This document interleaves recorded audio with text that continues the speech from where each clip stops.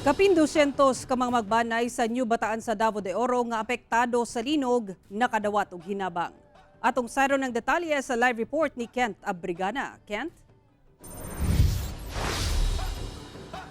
Sara, nag-anam-anam na og abot ang mga tabang alang sa mga apektado sa linog sa Davao de Oro. Samtang sa Nubataan, kapin 200 ka mga magbanay ang nakadawat og hinabang gikan sa lokal nga kagamhanan ug sa Office of the Vice President. Nagtinabangay og putos sa bugas og canned goods sa mga personahe sa Nubataan LGU sa may Freedom Stage sa Nubataan, Davao de Oro nga ilang ipanghatag ngadto sa mga apektado sa kusog nga linog sa lungsod niadtong Martes. Human sa repacking, dayon sila nga midiretso sa 5 ka barangay nga nagrabihan sa linog. Mao kini ang barangay Tandawan, Kamanlangan, Magangit, Fatima ug Panag. Personal nga gitunol ni Nubataan Mayor Gerald Ford Balbin ang hinabang ngadto sa mga residente.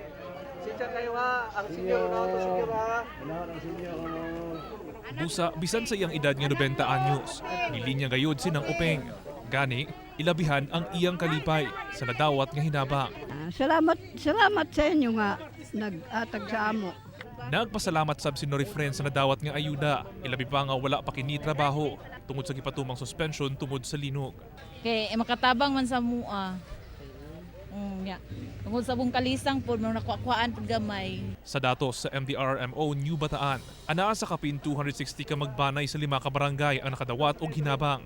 So ato pong gi-tan-aw pud sa ubang barangay na amang good boy nakita nato nga mga ato ang mga constituents nato nga nagbakwit pud no. So isa na nga gi-submit pud sa tuwa diri, so mao na sila atong gipang tagaan sa pagkakaron.